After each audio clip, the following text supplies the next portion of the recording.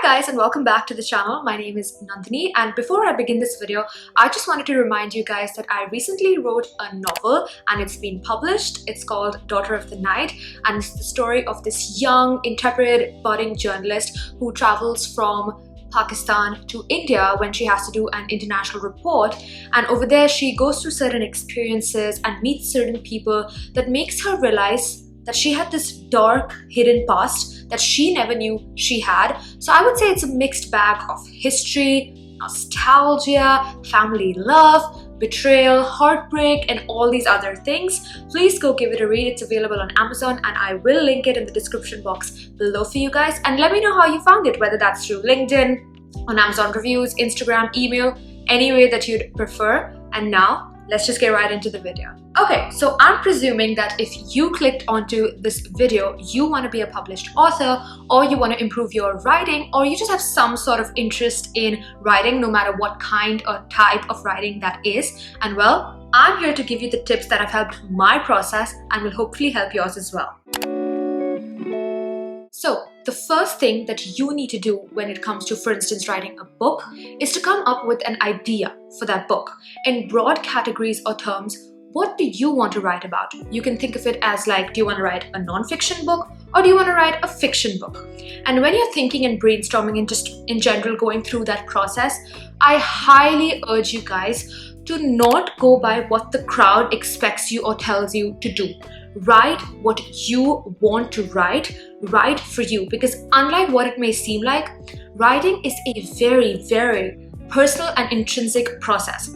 As one of my professors this semester describes it, we all have this churn that goes on inside of us. It's the thing that we're constantly thinking about, even though we don't actually want to think about it and we're sort of like running away from it. Writing is not running away from that churn, it's going deep down into that churn, really asking yourself, what do I care about, and putting that out on paper, especially if it's a fictional piece. So please write about something that you genuinely care about and want to write about, because that will lead you to write a very creative, fun, heartwarming, heart-rending piece that truly changes the heart, lives, and minds of people and compels them to think in a different way or look at the world in a different way, and so many other things. So if you want to write a fictional piece, the first thing that you need to do is to come up with a list of story ideas and characters, and all this should be things that you genuinely want to read and have been reading so far and so forth. So you need to come up with those kind of ideas, and after that you can think about inspiration that is drawn from real life. You can write about characters that you have actually met in real life or situations that you've been through and stuff like that. But please remember that if it's a fictional piece, most of these things should come from within you. They should come from your creativity and your imagination. So I get it. A lot of the times people asked me, my friends asked me after my novel was, written and it was the process of being published, Nandini, how did you come up with these story ideas? How did you think of characters? How did you think of plot twists? Yada, yada, yada. And I get it. It's so hard to invent and come up with these situations, especially if you're writing for the first time, or you're writing a lot, so you feel like you're running out of ideas and stuff like that.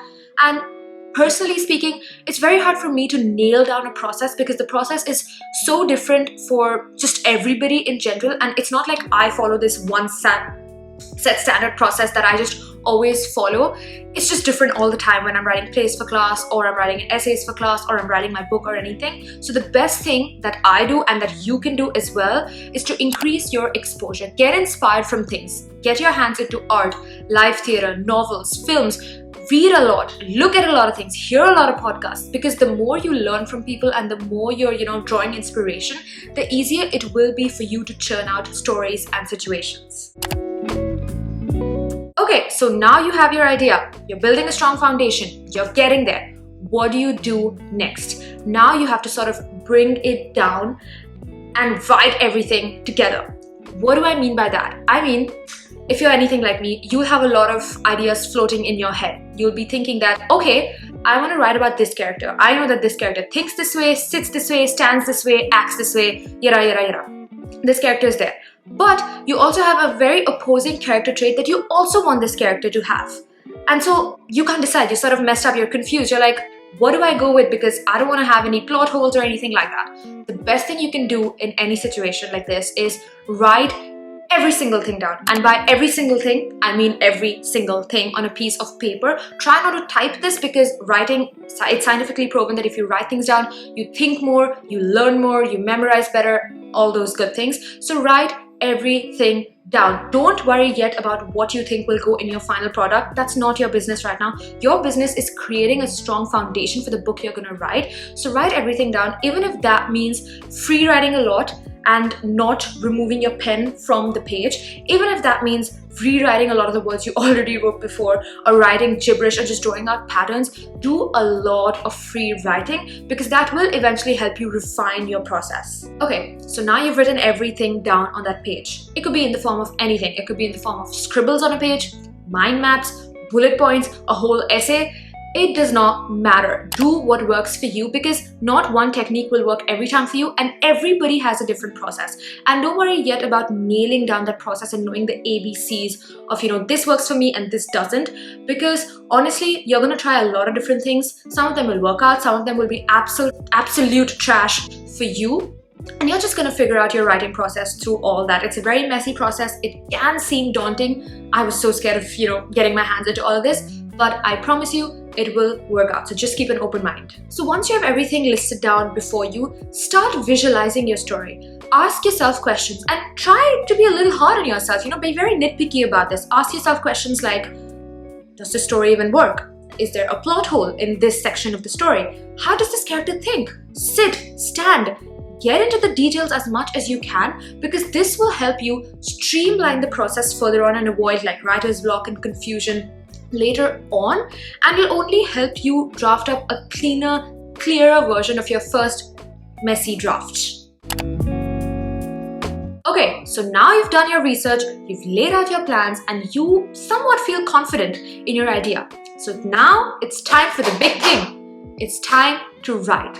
I've made a whole separate video in which I talk about details about writing and how you can be a better writer no matter what kind of writing you're doing, and I will link that video on the screen somewhere or definitely in the description box below. So feel free to check that out if you feel like you need personal detailed help in this particular section. When you're writing, please remember that everybody has a unique, distinct style of writing, and while it is good and advisable to look up and draw inspiration from authors and other people that you adore, it's equally or rather more important to develop a creative writing style of your own.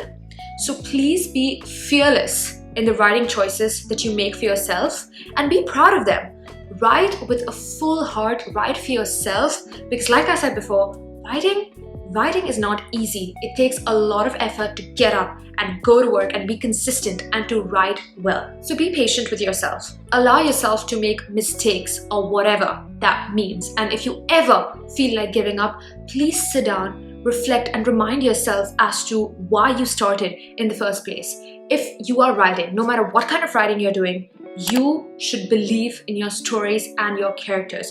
You should treat them with respect and you should believe that they are real people with a real life, real emotions and real troubles. You know what? I'll give you a personal anecdote. When I was done writing my novel, Daughter of the Night, I cried a lot. I actually did because I was so not willing to let go of my main character Leila and so many other characters and instances in my novel because I loved them for whoever they were and whatever they thought and whatever their life was. And it was that love for them, that respect for them, that belief in them that made me sit on my desk and write and get to know what's up with them, what's going on in their life each time that I sat down to write. And this is clearly something that helped me prevent a major writing slump during my writing process. I like calling this section the bloodbath because I clearly remember the day when I was sitting at my desk and I randomly opened my email and my editor had sent me the first round of edits after I had sent her my manuscript for my novel.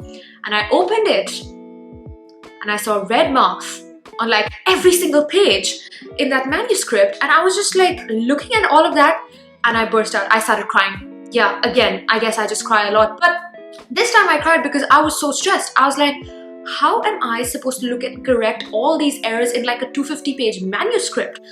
And I'm not gonna lie to you, It was hard. Sometimes painful. It was hard. The process was hard. But that's what made it all the more rewarding in the end, because I came up with such a clean, crisp manuscript that was something I was so proud of. Now, if you don't have an editor, that's completely fine. I didn't have an editor when I was writing the novel. In fact, I found the editor much later when I had finished my manuscript and I was thinking that, okay, maybe, I should look for an editor. But you can totally do this work by yourself. I have written a lot of plays, full-length plays, in which I have been my own editor and I have proofread my work. You just have to take your document, proofread it A to Z properly, sit down with every single page, every single sentence, every single paragraph, every single word, and really analyze it really well and look for errors, whether that's structural, grammatical, storyline, any kind of errors, and maybe also get a fresh pair of eyes to look at it. It could be anyone. It could be your parents, it could be your friends, it could be your professors, just anyone, because getting a fresh pair of eyes on your work, getting a fresh perspective, really discussing your work with someone else is always helpful. So after you're done with the proofreading process, the next thing for you is to, get your cover design if you're writing a book, the formatting things, the promotion and marketing things, all those things need to be taken care of, and then you're done. It's all ready. Like me, you can get a team of editors, designers, or just a whole team to work with you, or if you prefer, you can do it yourself.